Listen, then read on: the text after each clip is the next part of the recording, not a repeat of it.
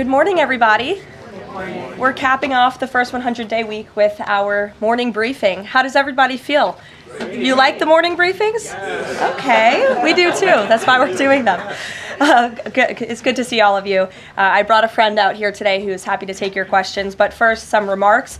At 11 o'clock, President Trump will participate in a National Day of Prayer event where he will invite Americans of all faiths across the country to join him in asking for God's continued blessings over our great country. During the event, the president will sign an executive order establishing a Religious Liberty Commission.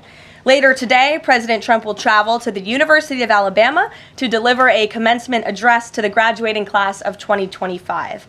Last night, we saw yet again why President Trump is our deal maker in chief. We secured a historic agreement to establish the United States-Ukraine Reconstruction Investment Fund.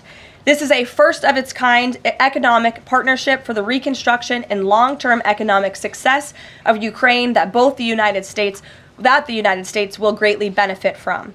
This partnership represents the United States taking an economic stake in securing a free, peaceful, and sovereign future for Ukraine.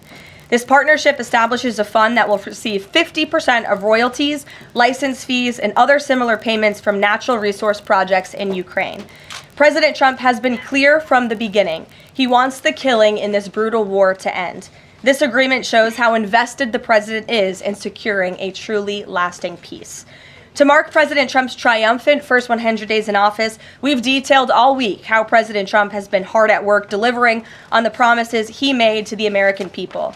And yesterday, the president once again showcased why he is the most transparent and accessible president in American history when he held his fourth open press cabinet meeting. Every cabinet secretary went into great detail, explaining how their respective agencies are making life better for American families and businesses. And then the president allowed all of you to ask questions on anything you wanted afterwards. One of the main reasons President Trump won nearly 80 million votes, swept all 7 battleground states, and received a resounding mandate from the American public is because of the contrast he presented during the campaign and continues to this day. Everything in President Trump's agenda is grounded in one thing: common sense. While the Democrat Party went off the deep end and doubled down on pure craziness, President Trump pledged to restore common sense back to the United States of America. In a little more than 3 months, that's exactly what he's done. He recognized that America is a sovereign nation that cannot survive if it does not protect its territorial borders. So he secured the border in record time and ended the mass invasion of tens of millions of illegal aliens into our homeland. The president knows his top responsibility is ensuring the safety of the American people, which is why he's arresting violent illegal alien invaders in our communities who threaten our public safety. And it's unacceptable to President Trump to allow rampant waste, fraud, and abuse of Americans' precious tax dollars, which is why the president championed a historic DOGE effort that saved nearly $200 billion already. President Trump knows America is blessed with an abundance of liquid gold below our feet in the form of fossil fuels. So he ended Joe Biden's reckless war on American energy and is restoring American energy dominance to lower costs and strengthen our national security. President Trump believes Americans should be free to drive whatever car they want, so he ended Joe Biden's disastrous EV mandate and promoted true consumer choice. President Trump stood up for the Constitution's promise of colorblind equality before the law, so he terminated radical DEI preferencing and federal contracting and directed federal agencies to relentlessly combat private sector discrimination. DEI seeks to divide and pit Americans against each other based on immutable characteristics. President Trump put an end to it. In President Trump's America, individual dignity, hard work, and excellence are the only things that will determine if you get ahead.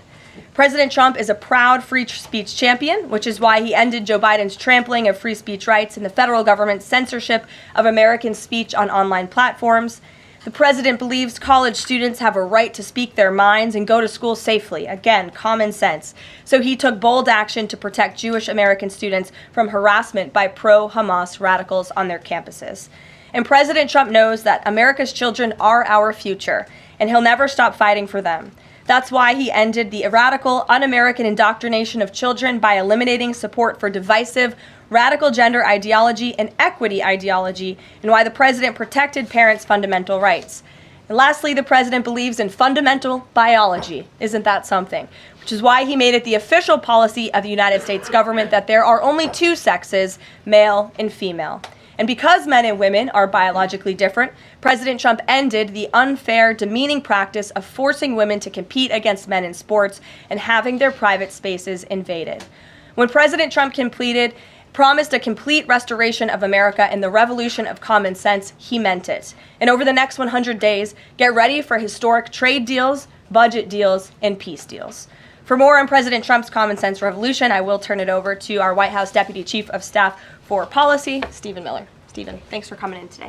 Thank you, Karoline. Great to be up here with you, and great to see so many familiar faces I've had a chance to get to know over a number of years as we gather this morning to continue our celebration of President Trump's unprecedented and historic first 100 days in office, what are without doubt the greatest 100 days to begin any American presidency in the history of this nation.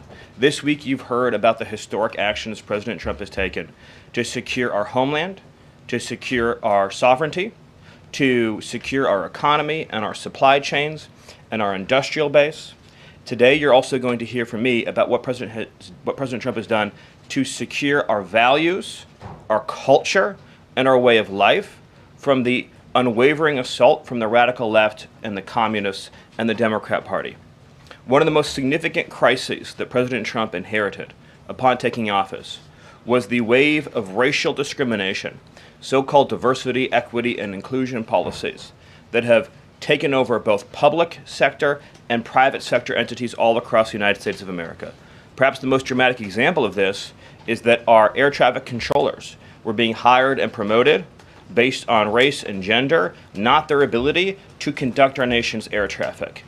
I would estimate that probably 90% of Americans would agree with the statement that airline safety should be based on your ability to keep, airline safety jobs should be based on your ability to keep planes landing and taking off and flying safely, not on what demographic box you check. President Trump has ended across the entire federal government all hiring, recruiting, retention, promotion, and training based on race and sex.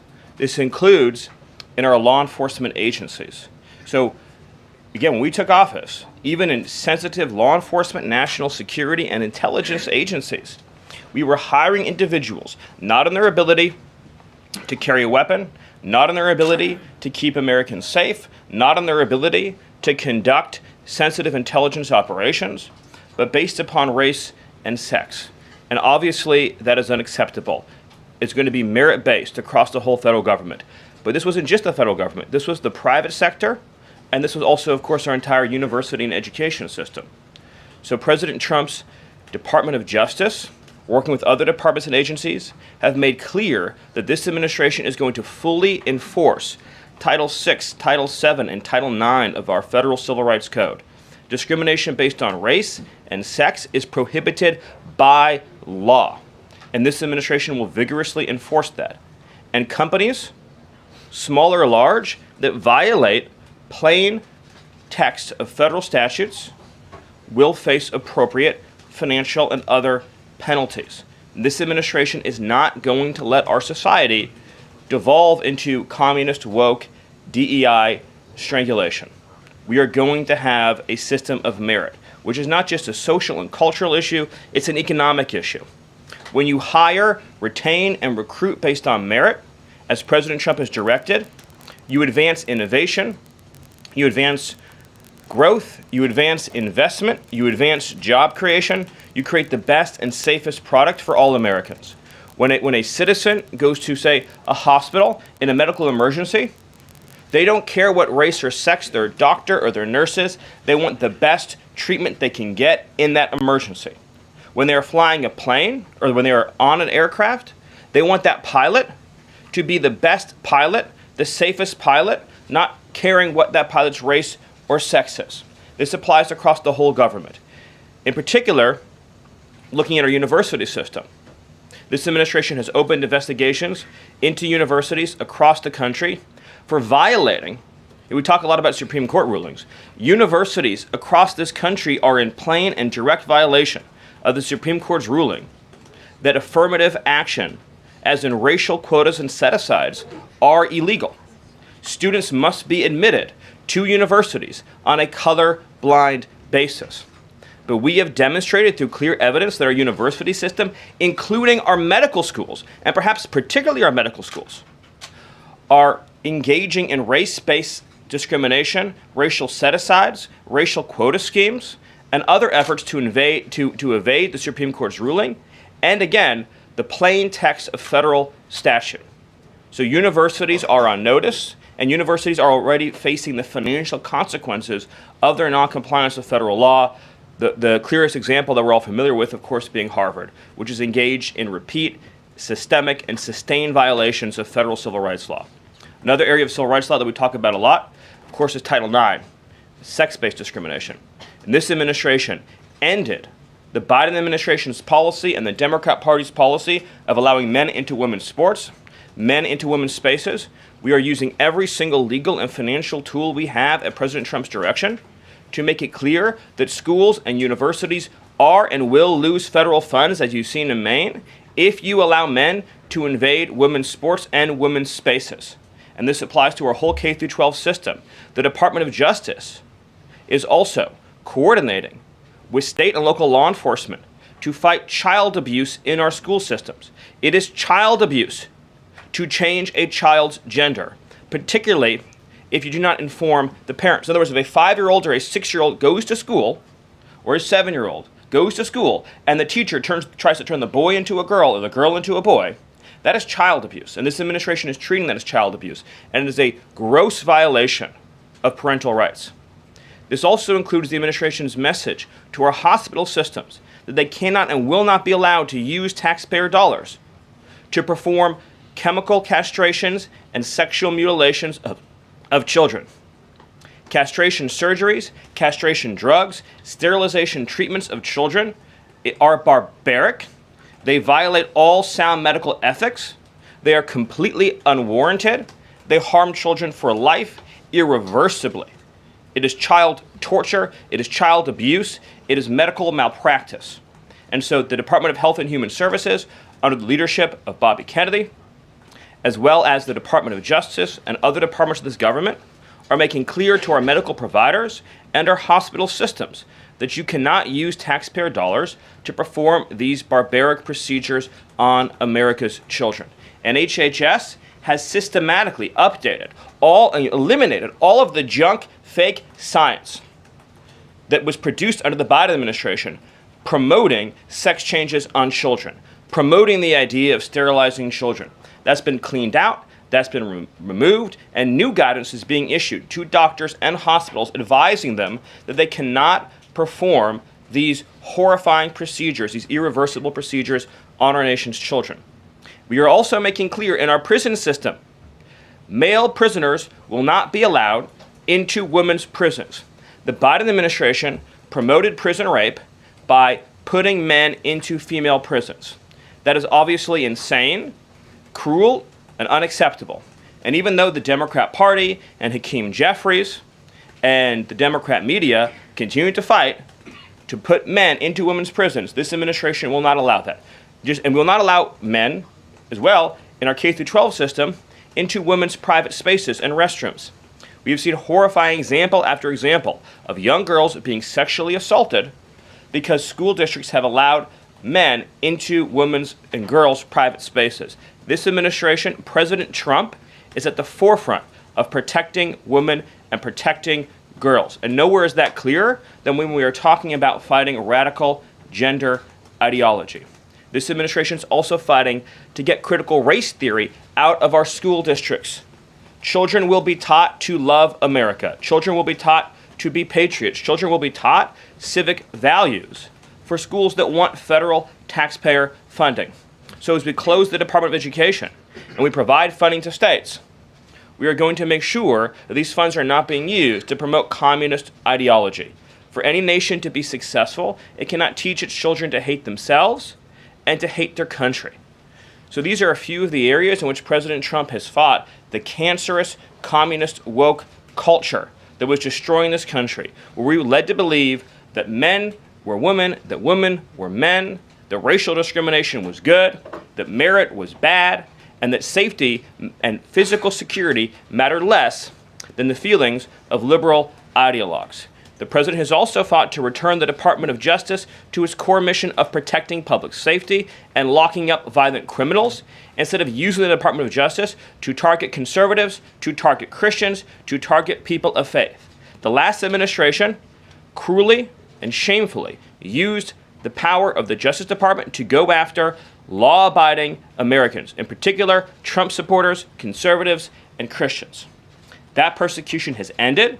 The Department of Justice and the FBI are back in the business of going after bad guys, of going after gangs, of going after criminals, and keeping Americans safe. Let me just conclude before taking questions by noting that when you look at the sweep of the first 100 days, every single crisis that has afflicted America for years, sometimes decades, sometimes generations, this president has fought head on.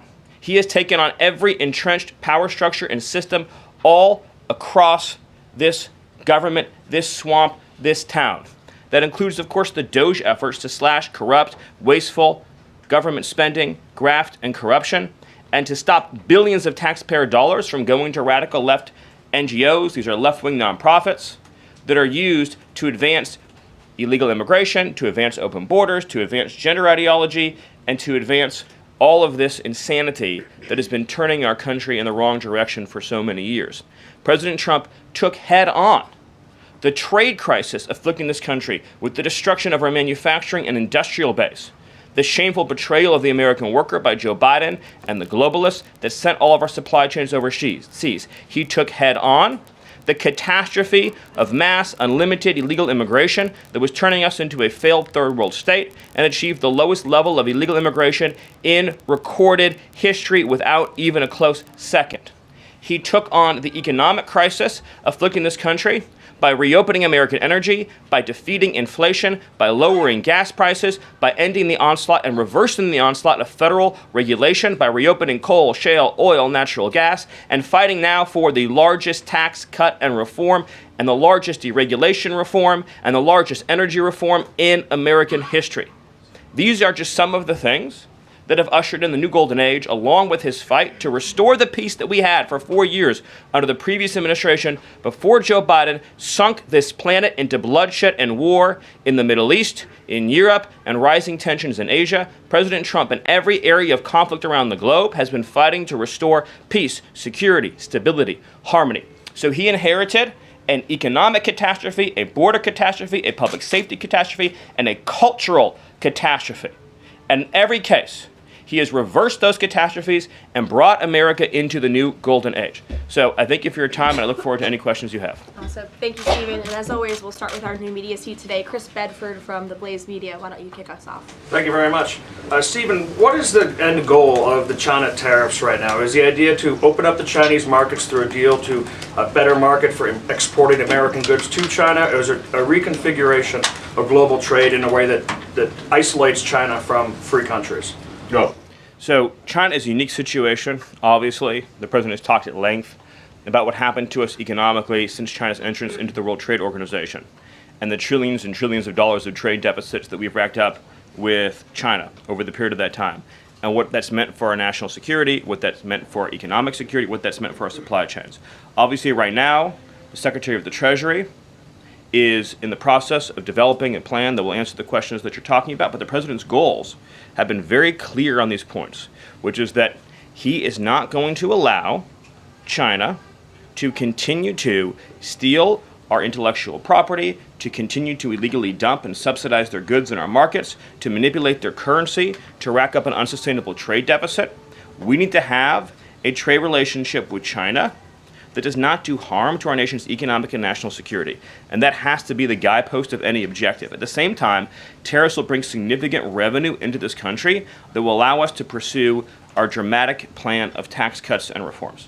Awesome. Great. Bloomberg, go ahead. Hi. First of all, similar to that question, I'm curious, Kevin Hassett, when you see NBC this morning, he said that they were expecting some sort of news on tariffs by the end of the day. Do you have any insight into that? I don't want to get ahead of any announcement, but I'll just reiterate that Right now, countries from all over the world, because of President Trump's leadership, are desperate and dying to make trade deals with the United States. We're going to evaluate each of those deals, and President Trump is personally involved in making sure that these negotiations serve only one interest, which is the interest of the United States of America, and we'll end up with a deal in these cases where, yes, the other countries, obviously, will have their own demands and their own interests, but nothing will go into effect that doesn't serve the interests of America and the American people. Thank you. Stephen, this morning GM is putting a dollar figure on how much the president's tariffs will impact the company. The CEO says tariffs will cost GM between $4 and $5 billion this year. The CEO of Ford says he can't commit to not raising prices because of tariffs. Is the administration open to doing more to give automakers relief? The question, unfortunately, misses the entire point, which is that U.S. automakers have announced dramatic investments and expansions inside the United States. American auto plants are growing, they are expanding, they're opening new facilities, they're expanding existing facilities that are already in operation, because it is now the case that for the first time in our lives, that American cars receive preference in America's markets. The U.S. auto industry used to control the entire world. I believe the number during the heyday was that 70% of all cars in the world were made in Michigan. And now, of course, we've become a tiny fraction of the global market. And the reason for that is because the United States opened its markets to every single foreign cheater and every single foreign nation that subsidized its goods on the face of the earth, and their markets have been closed to ours. Japan closed their market to our cars, the entire EU closed their market to our cars, South Korea closed their market to our cars. All of the countries I just mentioned have tens of billions of dollars of annual trade deficits in automobiles with the United States. These are supposedly pure nations, nations that have at least a somewhat equivalent per capita GDP. So it is impossible under the terms of fair trade, if you have two nations with similar per capita GDP, to have such uneven trade flows in automobiles. What the president has done with his car tariff, we have the most desirable market in the world, is if you want to sell cars tariff-free, tax-free to our market, your plant has to operate in the United States. The only alternative to that is to have no U.S. automobile industry whatsoever, which is where this was headed, to be clear. If we stayed on this current path, within a few years, there would have been no U.S. automobile industry. And what little was left of it would have been in Mexico. Because U.S. auto companies have steadily been shifting their supply chains to Mexico, where they believe it is cheaper to make their products. In reality, it'll be cheaper to make them here because there'll be no tariff for anything made in the United States, and we'll have the cheapest energy and the best regulatory environment in the face of the earth. But in the meantime, while manufacturing ramps up, American consumers may pay more. Do you agree? Not on cars they won't, because again, there's now a massive economic incentive for automobile producers to expand production in the United States, and whatever they make here, there will be no tariff. We'll go to the back row. Go ahead. Thank you, Caroline. Today, the U.S. Chamber of Commerce released a letter to the Trump administration asking for small business tariff relief. They say that's necessary because in order to save small businesses and to stave off a recession. Stephen, is the administration considering small business tariff relief? The relief for small businesses is going to come in the form of the largest tax cut in American history. A tax cut, by the way, that every single Democrat is planning to vote against. They're voting for a tax hike on every middle-class family of about $4,000. The president has made clear that there will be a 100% expensing for investment in the United States. Companies that invest in the United States will be able to deduct 100% of that cost from their tax liability. This will be the most pro-small business tax bill in American history. And at the same time, this is what you have to understand about the plan, is as they're able to do that, as they're able to reshore those supply chains, that also means they'll pay no tariff. So you'll have the lowest tax environment and there'll be no tariff because their production and supply chains will be in the United States. So that's a no on tariff relief for small businesses in the short term? It's a yes on tax relief for small businesses. And again, you only pay the tariff for products that are made outside the United States. Edward. Yeah, thanks. So on the rare earth mineral deal that was signed last night, when can that deal be operationalized? What's the time frame? And what kind of leverage does that give Ukraine over Russia? I think the more important point about the Ukraine deal, and I would hopefully have an update for you soon on how quickly it can be operationalized, but we'll be moving at full speed, not only on that mineral deal, by the way, but on every mineral deal that this president has been unleashing. So we're opening up mines all across this country. We're also pursuing energy and mineral deals all over the world.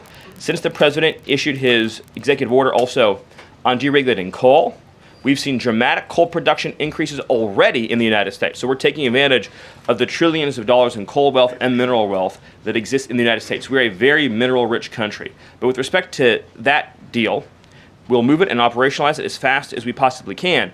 But it's meant to pay back the United States, this is the key point, for the hundreds of billions of dollars that our taxpayers have spent subsidizing the war in Ukraine. So it is repayment to the United States, and that's one of the most important points to understand about it. What's the leverage? Does it give? What kind of leverage does it give? The president's goal, again, is to end the killing, to achieve a peace settlement. That remains, of course, the overriding objective. Thank you so much, Karoline. Thank you, Stephen. Thank you. This administration has stressed the need for price transparency for things like healthcare bills and concert tickets. So why is it a political and hostile act for Amazon to display price transparency on consumer goods? Well, I think it's the wrong way of looking at it, which is why would, first of all, that proposal is gone now, but why would Amazon, of all the different things that go into a theoretical price input, right? For example, does Amazon list the cost of California's regulations on everything made in California? Anything you make in California, you have a massive price increase because of the healthcare regulations that are unworkable in that state, because of the labor regulations that are unworkable in that state, because of the subsidies that go to illegal aliens in that state, because of all the bureaucracy. So anything being produced in California has a massive built-in price hike. So why wouldn't Amazon have a list saying if you purchase it in California instead of in Alabama, this is the premium that you pay? That you pay. This was a clear attempt by whoever proposed it originally, I don't know, because Amazon says they were never going to do it, to try to undermine our trade negotiations with China. I'll make another important point on this, which is that there's been many complaints about the fact that there are a lot of products that are sold on Amazon that are actually ripoffs of American products that are then stolen by China, and then they take our IP and they put them into products to try to undersell our manufacturer. So to the extent that we are engaged in labeling issues on Amazon, I would say that would be the most significant one to fix, is making sure we're not undercutting American consumers. And then one on Abrego Garcia, please. The administration is reportedly inquiring about his return. Is that to check a box for compliance, or does President Trump want him back on U.S. soil, or both? So, as Secretary Rubio said yesterday in the cabinet meeting, this administration is not going to publicly discuss the inside details of our foreign policy and negotiations with a foreign country. And in particular, we are not going to allow a district court judge to try to become the Secretary of State. Secretary Rubio is the one who, under his leadership and direction at the State Department, is managing the day-to-day relationship with El Salvador. Let's just take a moment, number one, to express our gratitude to El Salvador for agreeing to take some of the most dangerous terrorists off of America's streets and to put them into a safe environment where they cannot continue to engage in acts of terrorism or coordination with the Maduro regime. You may have seen recently an FBI assessment that was unclassified that said that the Maduro regime is using and planning to use Trinidad terrorists to carry out assassination plots on American soil. Now, very few in this room covered that. I'll let you all ask yourselves why you didn't cover it and why your editors didn't assign that story to you. Something I think you should think about on your own.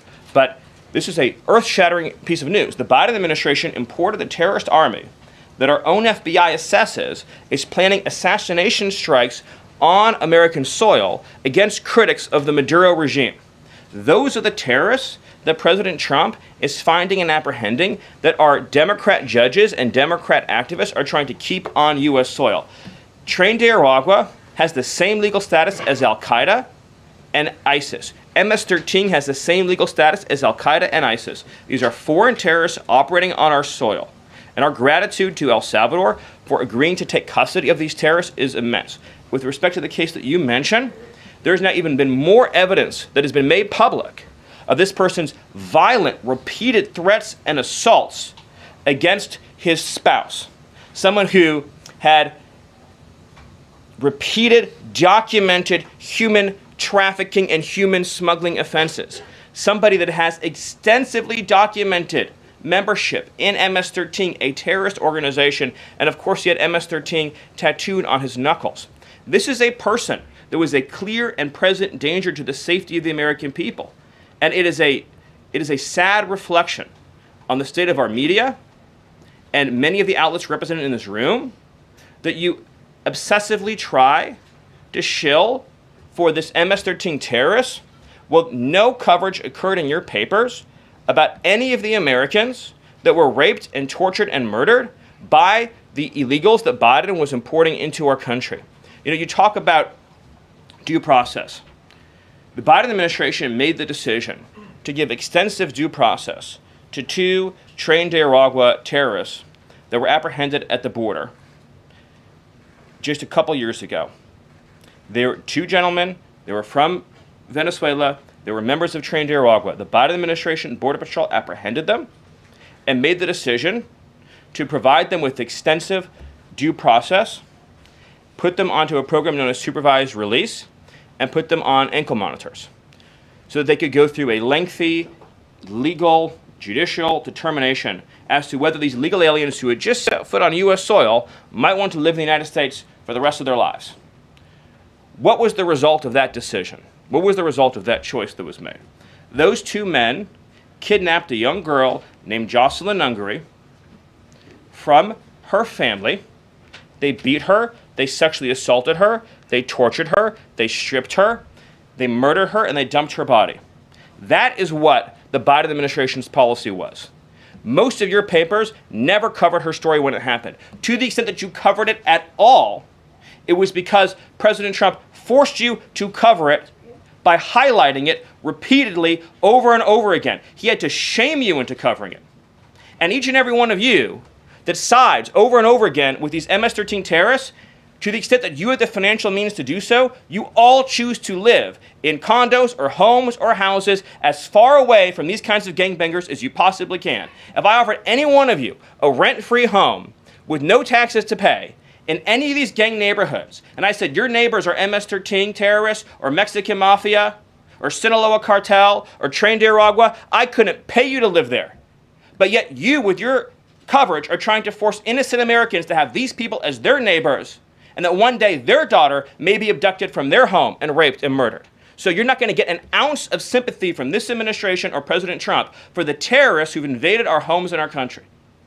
Awesome. Thank you. Peter, we'll take a couple more questions. A couple questions on Doge, of course, because that's the topic that you're here to speak about. But I want to ask you one other question about the topic of prices. We heard from the president on this just yesterday, right now, on prices and the risk that there could be some short-term, as he said, shortages. He was referring specifically to dolls.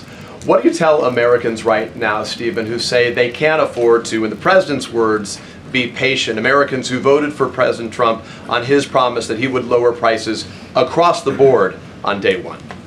But he did lower prices across the board on day one. Well, grocery prices last month went up 0.4%, of course. So I mean, just across the board, not exclusively right. eggs. Inflation, as you would acknowledge, is down substantially. Gas prices are down substantially. The new GDP report showed a 22% record increase in investment in the United States of America. So all of the, and don't even, egg prices, of course, which was all you guys talked about for a few days, I think are down like 80%. The reality is that we can either surrender economically to China, or we can reclaim and reshore our manufacturing base and our industrial needs. And it's not just China. In the event of any national emergency, this is the president's first duty as commander-in-chief. In the event of any national emergency, we cannot be reliant on foreign countries for steel, aluminum, energy, technology, any of the essential components that we need to keep this country running. He is fulfilling his duty as commander-in-chief that every president before him had failed to fulfill or even actively betrayed. And despite inheriting all of this, as I mentioned, inflation down, jobs up, and particularly, by the way, jobs for American workers. So for the first time, you look at these jobs reports, the government workers are going down, which artificially, of course, increased previous job totals. The employment of non-citizens is going down. The employment of American citizens is exploding. Remember, all the job gains during the Biden administration, so-called gains, on net were for foreign workers. So if you look at the stock of American workers over his whole administration, they lost jobs on net. So if you're an American worker, you lived through 4 years of a Biden depression. That was the economic reality that now that President Trump is rescuing. And again, if you make your product in America, there's no tariff. And as we develop advanced manufacturing techniques, increased AI, increased robotics, it'll be cheaper and cheaper and cheaper to manufacture in America. But to be clear, you said that prices have gone down across the board. The president himself acknowledged that on toys you may end up paying, on dolls he was referring to, you may end up paying a little bit more right now. So in terms of he was making the point that I think almost every American consumer agrees with. If they had a choice between and I'm a parent of young children, you had a choice between a doll from China that might have, say, lead paint in it, that is not as well constructed as a doll made in America that has a higher environmental and regulatory standard and that is made to a higher degree of quality. And those two products are both on Amazon, that yes, you probably would be willing to pay more for a better made American product, but here's the key point. With the tax cuts, the regulation cuts, the energy price decrease, and everything else that President Trump is doing to unleash this era of American prosperity and prevent the road we were on to get off that road of financial ruin and doom, means that it will be cheaper than ever to make and manufacture in America. I think that answers your question. So I'm going to follow one more. Stephen, can I just... Caroline, can I ask the Doge question? Can I ask about Doge? So much interest this morning. Peter, we just gave you 2 questions. Brian, go ahead. Doge, but I'll wait. Thank you. Last night, Kamala Harris delivered her first major speech after losing the election. She attacked Trump personally, attacked the policies. Any comment from the White House on that? Well, I think it was a great reminder to the American people of just how blessed we all are that the leader sitting in the Oval Office today is President Donald Trump and not President Kamala Harris. It was a helpful reminder of just what a travesty and a tragedy that would have been. It would have been the end of America. And it gives me a chance to bring this whole thing home. If we continued on this road of radical regulation, choking off American energy, sending our supply chains to foreign countries, taxing our economy to death, pushing this cancerous woke ideology on our children, ending merit, ending scientific innovation, ending public safety, allowing, everyone goes to the stores these days, everything's locked up, criminals roam free, law-abiding citizens under the previous administration were punished while gangbangers were given red carpet treatment. Democrats, of course, are still giving gangbangers red carpet treatment. And then the border invasion. If those policies had continued, it would have been the end of the American Republic. And the only thing Americans want to hear from Kamala Harris is an apology for joining Joe Biden, and remember, she was the border czar, joining Joe Biden in aiding and abetting the invasion of our country. And we're never going to stop talking about this because what they did to this country is unforgivable. It is an eternal stain on the Democrat Party. Every day we read another story. Every day we arrest another alien they let into this country who raped a child, who beat a woman within an inch of her life, who murdered a mom, who murdered a dad, who trafficked drugs into this country, who trafficked fentanyl into this country, who are responsible for dead and slaughtered Americans. And I don't know what's broken in the Washington press corps, that none of that moves them emotionally. The only thing that gets them exercised is, do we need to have more trials for terrorist supporters? Do we need to have more trials for gangbangers? Do we need to have more trials for illegal alien invaders? Even though Congress and the Constitution clearly say that you can expel invaders and illegal aliens quickly, efficiently, and properly. This president has literally saved America, and I could not be prouder. I could not be prouder, as I know Karoline feels the same way, to come every single day to this building where we have a leader sitting in that office whose first, last, and every thought is the safety, prosperity, security, and sovereignty of the citizens. That's an important word, people. Citizens of this republic. Thank you all. Thank you, Steve. Thank you for your time. Thank you, everyone. And just to add on the Kamala Harris point, I think I speak for everyone at the White House. We encourage Kamala Harris to continue going out and do speaking engagements. You'll hear from the president at 11 o'clock. See you guys later. A report, the president's planning to fire Mike Waltz. You guys have a response? Why haven't you nominated a single judge?